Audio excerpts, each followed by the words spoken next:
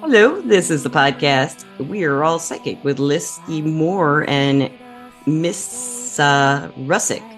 I don't know why that happened. I told you guys I am not wording today, and you listeners and watchers, we have Ryan today, and you never Yay. heard of Ryan. It's this Ryan on this podcast. If you know anyone named Ryan, it's that guy, and he has been Yes. our stranger danger. He was our first stranger we ever had on the podcast that we didn't know, and he has come back and told us how he was doing and progressing, and he is back again. So, do you still think we're all psychic? I do. I was trying to think of a interesting lead into with that, but you know, uh, it's just really that simple. But yes, we are, and it's just up to, well, I think most of the time it's just up to you to unlock it though. So, you know, we're all working. It's all a work in progress. Yeah. Yep. Yeah. And if you So what's are, been going on with you? What's happening ever since the last podcast? You were ooh, getting into, you had been in a mediumship kind of educational situation for some time, a little bit. You're kind of still well, looking. I'm still looking. I found my friend that I have that she's tried to push me into doing the Facebook circles that they have and stuff like that. And this is an issue that I kind of came into, was like, it seemed like every time there was a circle that I'm like, yeah, I'm going to try to get into that one. Or I'm going to try to make this a weekly thing. And then like it never fails, like my personal life, wife, kids, all that stuff, activities. It's like every time I plan it, it's like, nope, we got this going on. So I was kind of like, maybe I'll just put it on the back burner a little bit, and just maybe I'm supposed to focus on other things, which in turn has been good because, I had some heart issues, still Yeah. kind of do, but it's better now. And it really kind of has I finally have felt a little more comfortable, and I'm pushing myself harder working out wise to try to get myself back in shape. And I feel kind of like that was probably a little more important at this point, Mhm. to work on that more than to, do the mediumship thing. But it's always been a strong pull. And so it's like, as funny as, I know we'll get into it probably here in a little bit, but this mentorship, like I've always felt like a one-on-one would be better than, hey, get into a circle where like I don't really feel comfortable in a circle of people like that. And even if you break out into separate rooms, I don't feel 100% It comfortable. really depends on the people too, but you said in the past you have anxiety, social anxiety sometimes. So that could maybe Yeah. contribute And to it. I tell myself, if I was an experienced medium, or in any kind, whether it's just a psychic, because people need to know the difference between psychic and medium, so it's like, if I was more experienced and I was more confident, would that change my outlook on it? There's a good chance, but I may still also feel awkward in those circles too. Yeah, So and I a lot like, of them do too. If you're and with the right people. yeah, yeah. They will. They'll be insecure and they won't have big egos. They'll be really trying to figure it out. And I'll be honest that most of the circles that I've been in, they've been great. Yeah. They seem to be good people, a few little odd, but for the most part, they've all been great. So it's more, I know for the most part, it's just me. So it's something that I'm trying to work on, but I feel for me, it's like I would rather work one-on-one with somebody and just get to feel more comfortable overall before, like if I was practicing dance, would I want to just go start up dancing in front of everybody else, or would I rather have a few Good lessons point. under Yeah. my A belt? lot of Yeah, people that is do, smart. but it's cheaper classes. Exactly. I mean, That's the reason. you see these couples that go and take these salsa lessons and this and that. Well, it's like they're doing it for a purpose, whether it's their wedding, but they're not going to be like, hey, we're going to wing it. We're going to, at our reception, we're just going to try this salsa out of nowhere. So I feel like for me, it's doing it one-on-one with somebody that it's just, I don't have that social fear. I don't have, ego doesn't get in the way as much. I'll say that, but it just helps me learn more. It's kind of like school. I hated school anyway, but if a teacher was like, hey, come in after school and I'll help you with this and help you understand. It was a lot better than being in the class and just trying to make everybody understand at the same time. Right. Yeah, I was the same way. And I get it. Like, everybody learns different, but I get it. That's definitely the best way I learn too, is one-on-one. But I do feel that in that time of not really focusing on the mediumship, I've actually like telepathy. Like it's hit quite a bit with, especially with my wife, and I think she secretly hates it, but she says she does. She says she does. But and even with other people, whether it's work and this and that, and I'll usually kind of try to confirm it, and see if I was right, or I'll ask questions that are stemming from what that you'll know, but they might not know. That's exactly. Why. Yeah. So, and that's one thing I have seen happen more. So would you say you think you are a else. telepath now? Because our first interview, you were like, I don't know. I think a lot of times I don't want to, or using telepathy. Let's put it that way, instead of labeling you. Yeah, I don't. That's a good point. I don't necessarily. I label myself as I probably am a jack of all trades and a master of none. So I wouldn't even say I use it, because most of the time I'm not even trying. It's just doing it. Oh, it's like, oh, what was that? And so I feel like that's made me feel better. But I don't want to. I see people that are like, oh, a coincidence. I knew that this song was going to be playing next or whatever. So instantly, like right from the get-go, they're like, I'm psychic. And it's like, I'm not saying that's not intuition or that didn't come to you in some way, but to label yourself as that right there after one thing is not really to me, it's not, you can't do that yet. But as time goes by, some people do. Like, I'm personally like you. I don't like a lot of labels, because there can be a bunch, or there can be one that's just not quite right. One that people I didn't like. I wouldn't say I'm a witch, but I like witchcraft and I do practice some. But I would say I work as a psychic reader. I feel uncomfortable saying I'm a psychic. It just doesn't feel good to me. I don't say to people I'm a psychic. I'll say I work as a psychic reader if it comes up. I mean, like, even for me, like, I've had a number of successful practice readings that were, for the most part, accurate. Cool. So that gave me that confidence. And so would I sit there and say that, do I know that I have some mediumship abilities? Yeah. Do I say, would I even imagine in the near future saying, hey, I'm a medium? No. No, but that's just because I don't want ego to get in the way of, me saying, like, making it sound like I'm something that I'm not necessarily at that point. Yeah.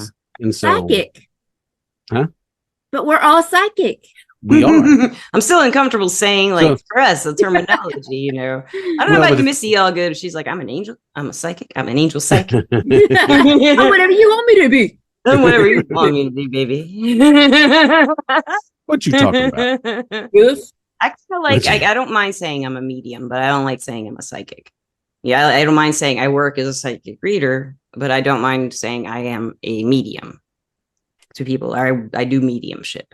I don't mind that label for myself because it's the one I can't explain, I guess. Like the psychic, I think I could, if I worked really hard, I could explain it all the way with observing, and everyone does it, but a mentalist kind of approach, mm-hmm. but not being conscious of it, maybe. But to me, the mediumship is just you, and I can't explain it. But listeners and watchers, I have we're building the psychic school. I'm building the app right now. And talking to Ryan today, I asked him, I would like a guinea pig for this. And I have taught some people like Misty and other people locally how to work with mediumship. And I said, with the school, I think I want to add some mentorship. So a couple of the teachers and I are going to do some mentorships, and he's going to be my guinea pig for my mediumship mentorship. So we're going to do 6 weeks starting on a Sunday and talk on Zoom for about an hour, and then touch base throughout the week and give them exercises and stuff like that. So I can figure out, everybody's different. Everybody learns differently. So that's the most important thing to find out first. How do you learn best, Ryan? probably doing some exercises, doing some explanation. Like, because if somebody was like, "Hey, here's some 10-page That doesn't work paper on unless I know what nothing to do." No, it may help to an extent, but if I have somebody, honestly, if there's somebody that's like, "Here, read this," and it's the first line is "close your eyes." For so you close your eyes and you're like, "Well, shit, I can't see what the next step is." So it's so it's like, that doesn't work. So if I have somebody there that's like, "Hey, Oops. okay, close your eyes, imagine this," it's kind of like, going on Continuity YouTube, issue. it's like, this is not going to help at all, so I think that, having somebody one-on-one that, there's going to be no interruptions, for the most part, you're not going to have other people, tromping all over your conversation or your learning. And so, and everybody learns differently. And the class is different. Yeah. And here's the funny part is that however long ago it was, I had this feeling. I was like, I almost guarantee that Lisa is going to somehow end up mentoring me. I figured I would too. And I didn't know the time wasn't right. It always felt like the time wasn't right for me because I didn't know how to do it yet quite right. And I needed more experience. Because I've, and that's the thing is I've kind of kept my eyes open and I see these people like on Facebook or Instagram or whatever. And I'm like, it's like, I don't like that. It just doesn't resonate with me. But for some reason, it was always like, what? I think Lisa, like I get along great with Lisa. I think that she does a great job as like, I just know it in the future. Thanks. I felt that way too. I felt like we would work together in some capacity where I'd be helping you out with some aspect of, I thought it'd be mediumship.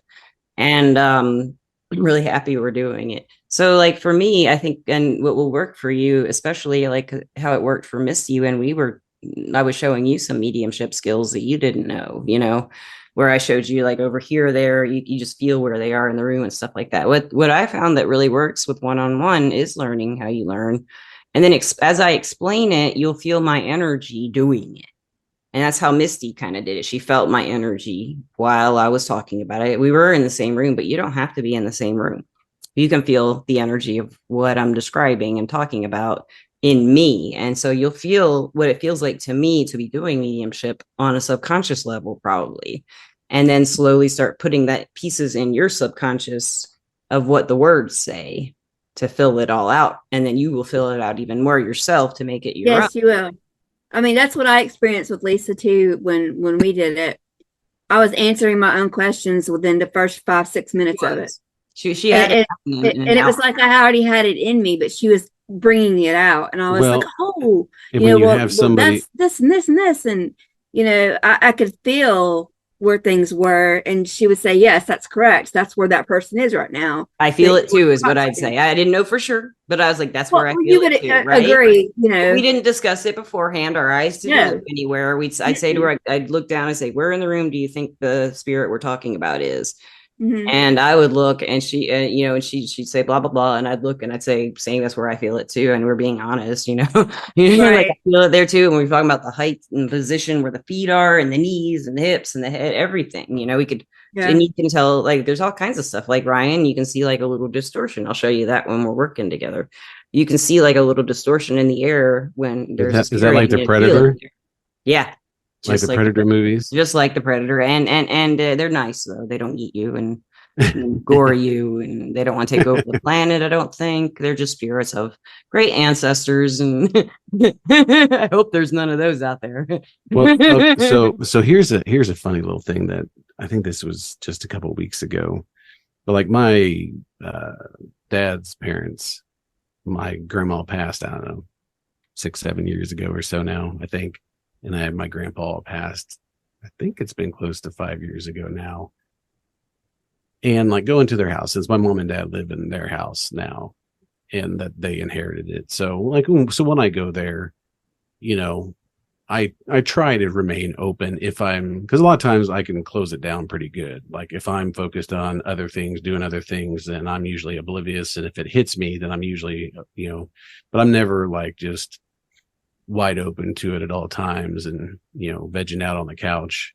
But it's like whenever I imagine my parents' house, I always see like in my head, like a certain area where my grandpa would be. You feel it and know it And and like, yeah. And experience it's it. like, and even if I'm here in my house, I can like, this is where I would feel him. This is where I would just in my Yeah. mind. And so then my mom just a couple, I think it was like 3 or 4 weeks ago or so.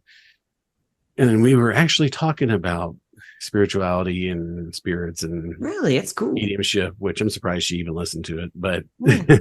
so I think my friend asked my mom, she's like, well, do you ever see anything or hear anything since you live in their house? And I couldn't believe that she admitted it, but she was just like, I could swear just the other day that I was in the shower. And of course I shuddered at that thought, you know, She but does. She wears her clothes when she she showers. does. She has to. I can't. Mm. I But guarantee.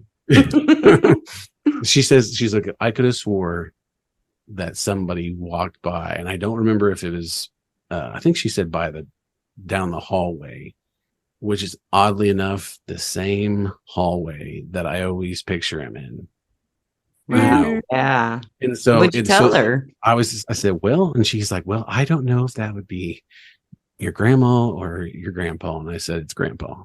And she just looked at me like, well, why do you say that? And I said, because I said, grandma, I think I said, the feeling I get was grandma was pretty content and happy and didn't really feel like she had a lot of work to do, that she left a bad taste in anybody's mouth. Everybody loved her.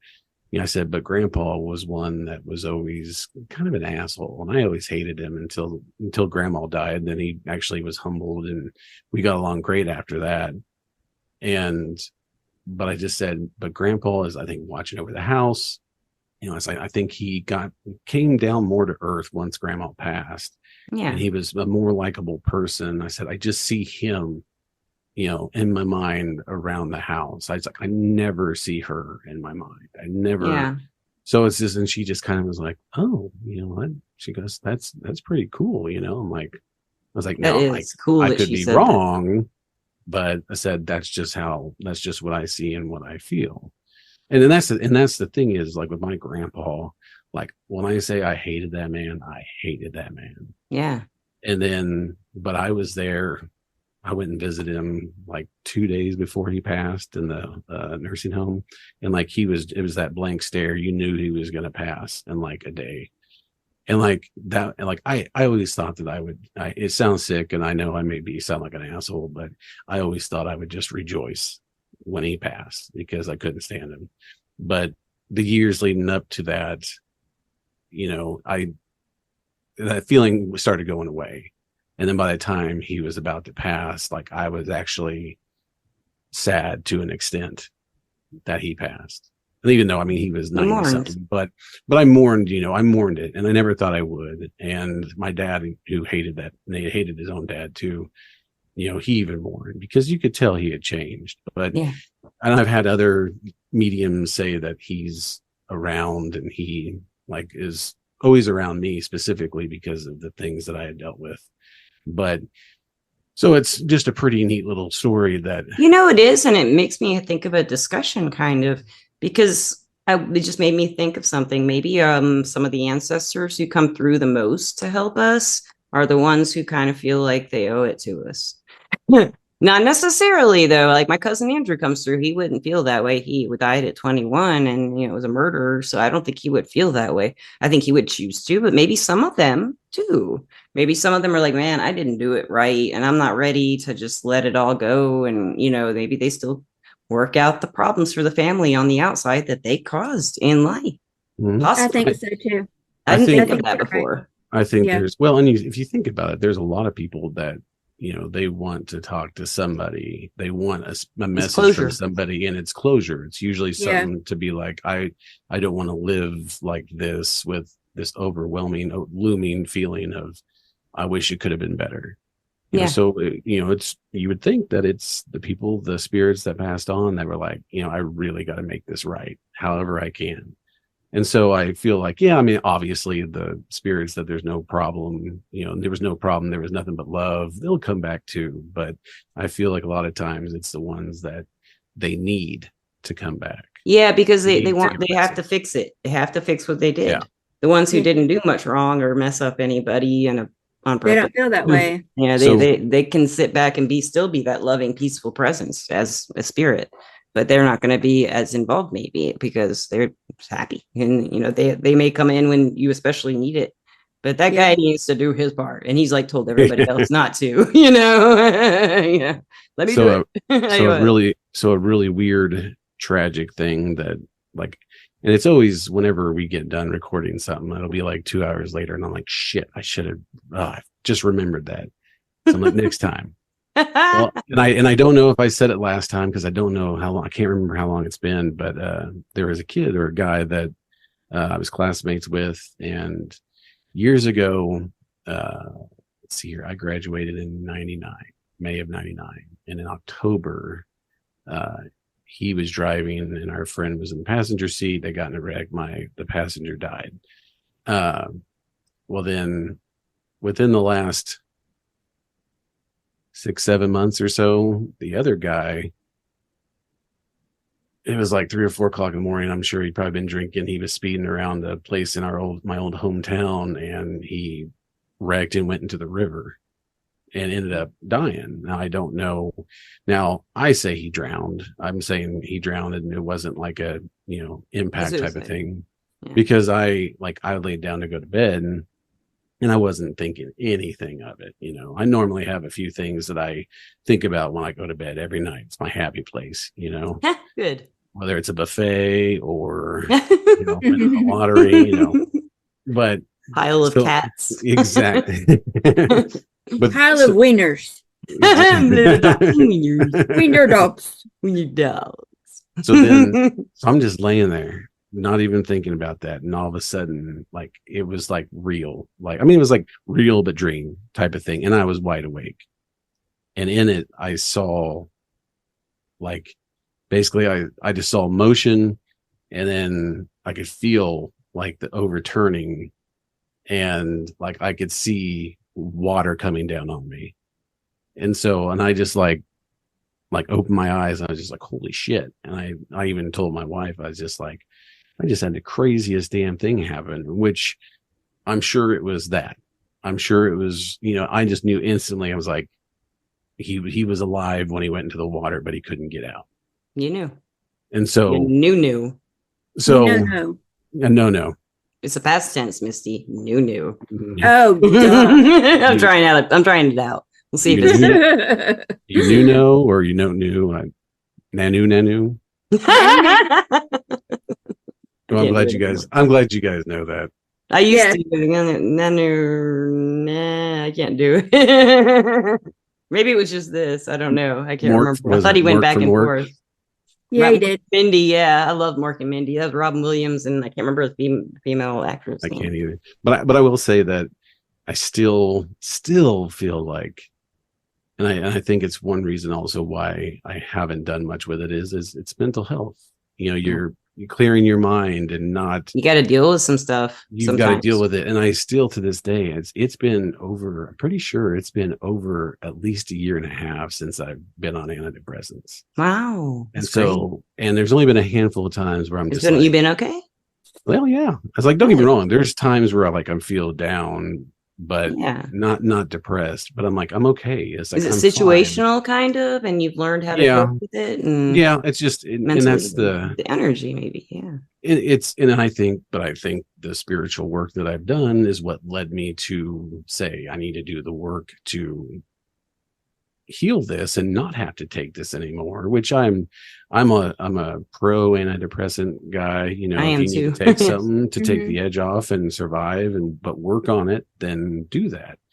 I was on it for years, so it just happened to be at that point in time I felt like, you know what, I am mentally and spiritually strong enough to stop taking it and work on it, and just that is so awesome. You seem just so calm and even more articulate, which is weird because you've always been really articulate. It's great. But I'll tell people though, I, even with my job, it's been a shit show for several weeks now. But I tell people, it's not, there's no point in getting worked up over most things that people get worked up over.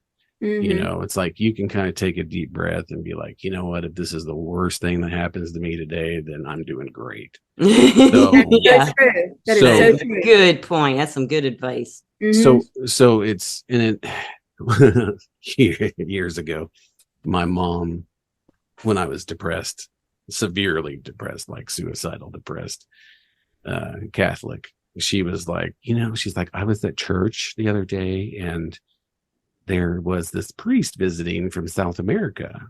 And he said that, he went to hand this little homeless kid some food, and the kid was like, no, he wouldn't take it. And so the priest kept on trying to give the kid some food. The kid kept on saying no. And finally he was like, well, why won't you take it? And he says, it's not my day to eat. And it's like, and you're just Wow. like, and I told my Yeah. mom, I was like, I am depressed as shit right now. I was like, I could end it all at any point in time. And this is what you tell me. And, but There's a then, there's a mixed double-edged sword with that because for me when I'm depressed, all it does is pile guilt on me because now I feel guilty because that guy's starving and I'm just poor me, but I'm not poor me because it really hurts when you're depressed. but the good thing is It looking does back give on you it, it's different. like it gives you a perspective. And I think that so much of everything every day, every bit of trouble that you have is all perspective Yes. because I could be, I'm overweight and I'm trying to lose weight, but there's people that are starving and they're Yeah. skin and bones. So it's like, do I have it bad? In some cases, but by my own stupidity and laziness. But these people didn't have any choice in the matter. So it's like I said, it's perspective, and it's all things. No, right. It's not stupidity, and well, you probably were an emotional eater because you Oh had so yeah. many issues with depression Oh yeah, that was always my and comfort. who am I for so long, and looking at your numerology, remember like you had zeros for your challenges.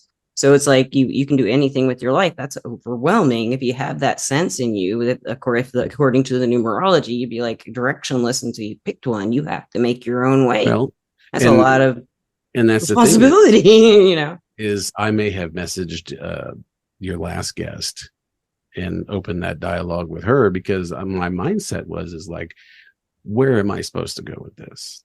It was like, because I'll tell you this, I'm not into tarot. I'll never do tarot. I'll never do any of the divination stuff. I just don't. Never say want never. it. Well, I don't want to do it. I just don't. I've never been drawn to it. I like the aspect of it comes from me, no tools, just me. Yeah. And so plus I also feel like, Yeah.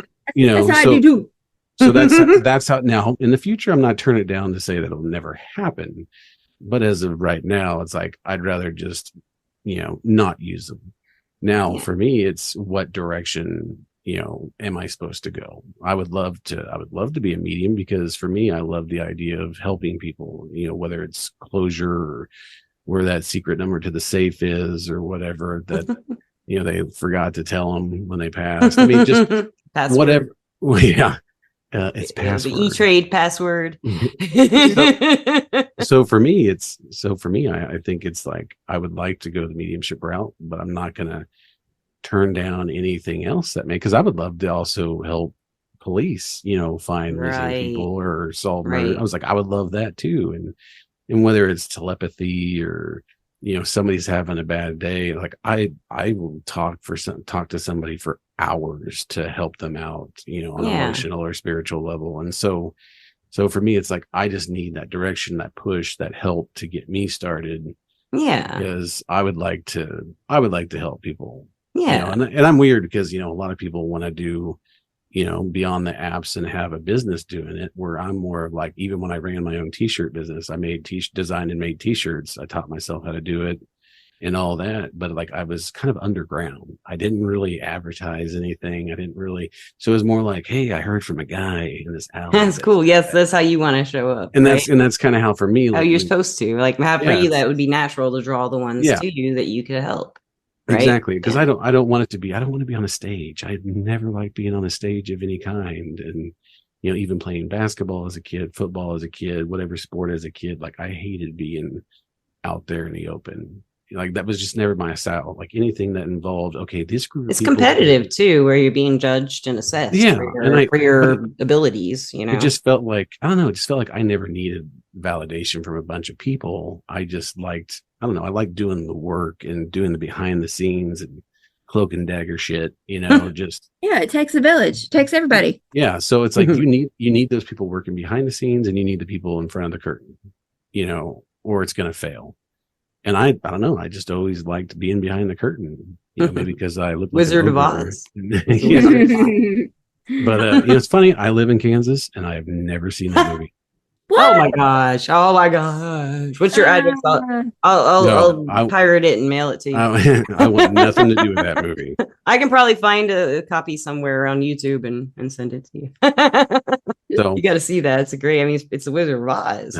I think Disney owns it, so it'll probably be pretty hard to get. I think Disney owns it now. So I've seen bits and pieces of it enough to probably put most of it together in my head and be like, oh, okay, I guess I've seen it. And it's been ripped off and made fun of and honored and everything. You've seen all the scenes. Try going to other states and having a Kansas license plate on your car, and they're like, oh, I'm not in Kansas anymore. You Toto. Oh my god. It's like, I've never heard that one before, right? Yeah. But well, so I'm excited. I'm sorry, what were you saying? Sorry, I was just saying I'm excited. I'm excited to do the mentorship. I'm excited to do it too. It's like I have a feeling like this is where my calling is drawing me to, is help people learn all this stuff. And we've been doing it through the podcast, and now I really want to do it one-on-one with people and with classes, but mainly one-on-one. And well, the classes will help with certain skills because they have to help work with each other. But I'm really excited to do that with you, especially because I've always seen it in you, and you are a really good learner. I've watched you be from years ago, be very skeptical and very not sure and very on the fence to really knowing you and knowing what you need to do, what you love, what you don't need. And you don't even self-deprecate as much. For a joke. I know. He's great. I love that, Ryan. That's just great. Well, and there was a medium that I followed on Instagram and then Patreon that finally was like, one day it was like, you've got to stop. As soon as you start to say something bad about yourself, you've got to nip it in the butt and say something positive. And, and it stuck with me. And my buddy and I, who we walk pretty much every day after work at Planet Fitness, and we call it Planet Fatness. We're both overweight, and we both are trying, really hard to get back in better shape and closer to where we used to be. And it's like, I always feel like with him and I, we can always talk down on ourselves, and that has no effect on me. But anywhere else with anybody else, that's where you can let it out. You can let that little beast that's out my place to, and we have a good old time. I mean, we seriously just. You don't need it anymore when you say it, right? I know the facts. I'm overweight. I'm out of shape. I need to get healthier for lots of reasons. My heart needs to get better. Mentally, it needs to get better. I want to be around. I want to get old enough to, where I shit my pants and somebody else has to clean it up for me. Right. Me too. So I mean, so it's, so it's I want to be there for my kids. I want to be there for my wife. I want to be there as long as and then it's I think a lot of times people, I really, this is 120 million% truth. So many people could, and it was a conversation I had with my wife, is that depression, anxiety, and stuff like that, unless it's a true legit chemical imbalance, something is wrong with somebody, it's you can fix it. I have no doubt in my mind that you can fix it, because if it's situational or from trauma. Exactly. Get help. Like I said, if you were born with it and there's something wrong, really wrong, that there's just everybody knows that it's no way it's going to get fixed because it's a medical issue. But if it's a situational traumatic thing, it can be fixed. It just depends on how hard you want to work at it. And for me, some people need the antidepressants just for about 2 months or so, when something really like a death, maybe 3 months, or a breakup or something, or I've seen that before to help. And they got the skills while they were taking the antidepressants. And then when they stopped and weaned off, then they still had the skills. That's what I've seen. So they do have side effects. All of them do. Oh yeah. I got lucky, and I didn't really have that many. Good. Now, how do you feel about, I just had a massive brain dump. It just right on there there. you go. While you think of that, I'm going to thank our sponsor. I want to thank our sponsor, Everclear. Everclear is an advice app and website where you can get advice from psychics and empaths so you can get the clarity you need to create the life you deserve. You deserve. You deserve it. I remembered it. Oh, you remembered it? What is it? I remembered it. Do you I know that they've said that with traumatic experiences, a lot of times people that have gone through traumatic experiences usually end up with abilities. They learn them the hard way. They learn them the hard way. And like I even heard just the other day, like if you're younger and things are shitty and traumatic experiences, as you get older, you in a way whether you're an empath or you get that vibe from people as soon as they give a wrong smile. Maybe their smile is off a little bit and you can feel that. And it's so I feel like that's good that they can find a way to kind of deal with that and utilize that. But I also feel like the normal person that can I say that I've had traumatic experiences, maybe a few that were a little bit, but trauma is individual. Some people, one person can be devastated by their father's death, whereas another person can be devastated by the loss of their Corvette in a wreck. And it can be equally as devastating for those people. It's just, I wouldn't relate to the guy with the Corvette really, but some people might, but maybe the guy with the Corvette never had anything as traumatic as a father die, so he doesn't know any different, Exactly. And so I feel like, to me, to anybody that listens is, if you want to get further along in this journey, be honest with yourself, completely honest with yourself. If there's anything that your spouse is telling you, kids are telling you, friends are telling you that, maybe like personal experience, if your spouse is telling you something or you're telling your spouse something, hey, I noticed this, what's the deal? Don't get defensive and try to fight and make assumptions. Assumptions are the worst. In general, if you want your life to be better, then you will admit the things that you need to admit and you will work on them and get past them, and your life will be 1,000% better. And if you've taken this journey, doing that also will help clear your mind of all the bullshit. That's true. To help you, because once I stopped taking those antidepressants and cleared my mind and worked on things, I think things started coming to me a hell of a lot easier than they used to. Yeah. That's so great. So it's one of those things that people get frustrated, anxiety, whatever it is, depression. It's like, you got to work on it. They do. Even if you take the medications, usually if at first, especially for the first few years of a diagnosis, a psychiatric diagnosis, they will put you with a counselor most likely. And, that's what I was saying about, say, the people who are in a death situation and they're mourning and they take Wellbutrin or something to get better, some kind of antidepressant to make them get through the process of grief and then go off of it. Well, some people, while they're on the antidepressants for literal, clinical depression or something, they will learn those, mindfulness techniques in therapy that they can then apply to situations when they happen, to things they can't explain when it happens.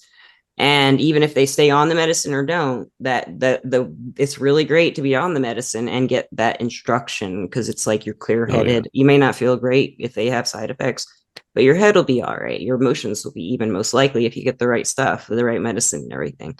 But that therapy is integral, I think. It's just like in mentorship, to thinking differently about yourself and thinking differently about your illness or your problem or your sadness, So I'm just an average Joe off the street. Hey, Joe Average. I'm just a normal guy. And the best thing I did, and I openly tell people, it's like, 10 years ago next month, I actually had to check myself into a psych ward. So from 10 years ago, having to check myself into the psych ward to now, that was the best thing I probably ever did in my life. And I don't give a rat's ass what anybody thinks about it either. I don't care, because if I had not checked myself in, I would probably be dead. And I have no problem with telling people about it, because if there's even one person that hears that story and goes, you know what, if he can do it, if this burly tattooed guy can do that, then I can do that. Yeah. And it helped me keep me away from things that I should stay away from. And then it helped me realize that there was people a hell of a lot worse off than I was. So, but that's been 10 years. And now it's like, I don't even have those thoughts anymore. You don't know that guy as well. You remember him. Yeah, I remember him. But it's like he's he built you, but he's like a foundation that's been redone. And hey, to me, a lot of times the harder the shit that you went through before makes you a better, stronger person today. And it's funny how you can look back at stuff. What's that, Misty? What doesn't kill you makes you stronger. Yeah. And it's cool how like over years you can look back at the same memory and have different opinions of it and feelings about it. Maybe like something that happened when I was 12 was just really hard to think about. And at 22, I thought about it differently. At 33, like the movie Dirty Dancing, every time I see that movie, I think it's like a whole different movie than I did the last time. I see it like every 10 years. And I get 8 years or something, and I get a totally different idea about it. Like, oh, this is about this now. It's one of those movies that does that to me, and I don't know why. Dirty Dancing. I have no idea. I do like dancing. It is a good movie. What was it back? Baby in a corner. Like with nobody puts baby in a corner. The my grandpa, the reason it started off bad a long time ago, like I already had self-esteem issues anyway as a young teenager, but then there was like a Christmas dinner or something, a holiday dinner, and like everybody was there, and like he basically called me fat and stupid in front of everybody. Oh my God. And so from that point forward, it was like, I hate you, like severely hate you.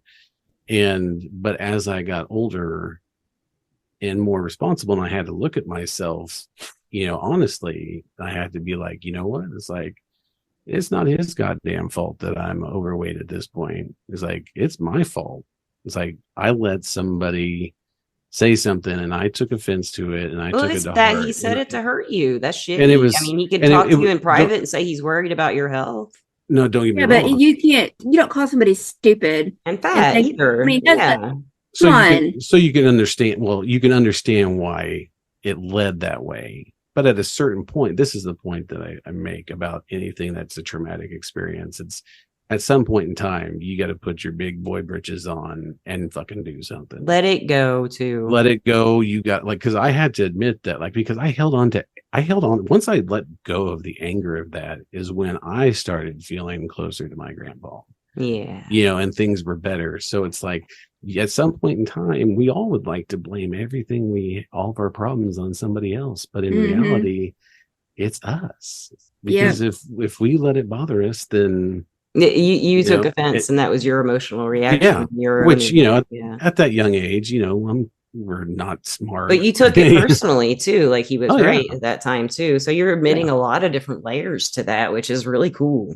I love that exploration of every aspect of it, And I'm not sure why. I think the main reason it's worked so well for me is like my mom would always ask me, what's going on? What's wrong? You only want to talk about it. So I would always talk to my mom. So he learned how to communicate your emotions. Exactly. And so like now today, if somebody was to be like, hey, this is what I've noticed, even if it was a psychiatrist or something, like, this is what I've noticed about you, blah, blah, blah. I'm not the one that's going to be like, oh, bullshit, that's not me, blah, blah, blah. I'm going to be like, maybe that is a possibility. And I actually will think about it. So so to me, it's like, I find it has helped me tremendously to own, my mom I used to lie to my mom constantly in school, in high school, and up to a certain point. I couldn't lie to mine. She saw right through every lie. Oh, I don't think my mom believed a word I said, but I still lied to her. Yeah. But then it finally got to the point where she was just like, Ryan, she's like, you need to start taking personal responsibility. And then like it hit me. And after that, I was just like blatantly honest with her to the point like it like shocked her.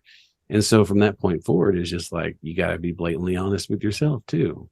Yeah. You keep telling yourself you're all right, but you are not all right.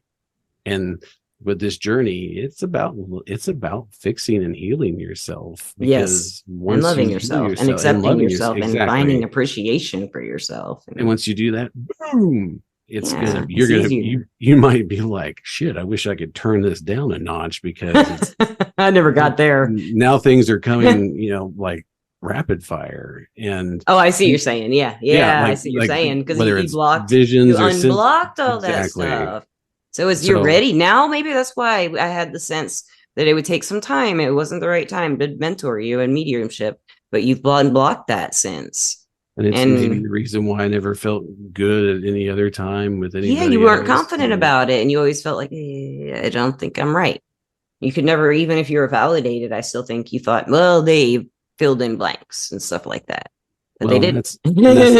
that's the thing with evidential mediumship is it's like, he's like, you've got to be able to prove or validate, because without proving or validating, then you just kind of, to me, you're just telling a story that Passing because love. They love you and they say they miss you and yeah, they're with you, the typical responses. and like and it's just one of those things that's like in this field, like I feel like with COVID, I think a lot of more people were having spiritual awakenings, realizing themselves, abilities, all that kind of thing. And I think so too. And I really believe that it's at a point now where more people are engaging in this activity and this kind of stuff. And the problem is we need to make sure that it's validated and people can't disprove it. So I feel like it helps the credibility of the field. There's obviously people out there that don't help the credibility of the field, but yes. I obviously want it to be to where I can be like, when I get done, if I gave somebody a reading or whatever it may be, that it's like, that is what it is. If you're happy and you feel like that's accurate, then awesome. At least I gave you things that there's no way in hell I could know. I mean, like I've even heard they Googled their names. Yeah. It's like, oh yeah. People accuse psychics of that all the time. So you Googled, I didn't even get your name.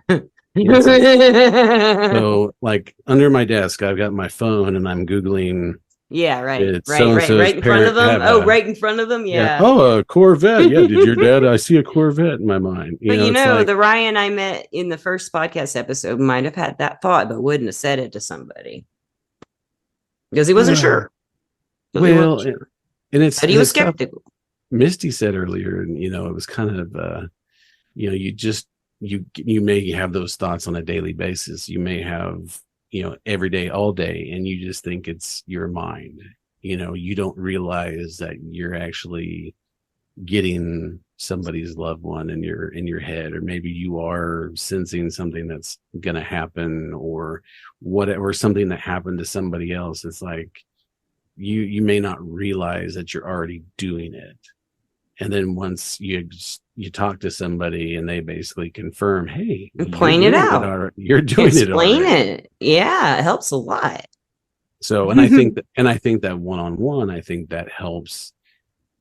And for most people, I think it helps more for one-on-one. But I think in a group setting, it can be overwhelming.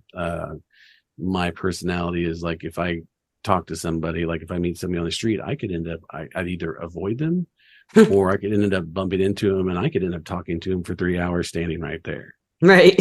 So it's like I have the potential to talk to anybody and get to know them. And there's a lot of times within like 15 minutes of talking to somebody, I know their whole life story. Yeah, I know what you mean. And I used to be a deputy, and so if I ever took somebody to jail and I had to go pick up an inmate at another county and bring him back to ours, like by the time we got back, they had told me their whole story. They were almost in tears, and by the time people open up around you, they opened up, and like I'd leave, and they'd be like still in handcuffs, getting booked in our jail. They'd be like, "Hey, man, see you later," and I'm just like, "Good luck." It's the worst day of their lives, and you're like, "You made me feel better." So it made me feel really good, in a lot of those moments. So that's cool. I feel like there's a calling for me, but I feel like you're on the way. You're going to figure out exactly what you want to do. When the more you do it, it'll come to you, I think.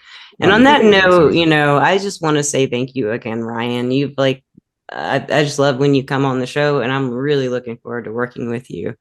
And I guess we should probably wrap it up pretty soon. And I want to say thank you, Misty. Thank you, Lisa. And thank you, Ryan. Thank you, Misty. Ryan. And listeners and watchers, we love you. And as always, thank you. And have a wonderful time wherever you may be listening to this or watching this. And peace. Bye-bye. Out. Bye.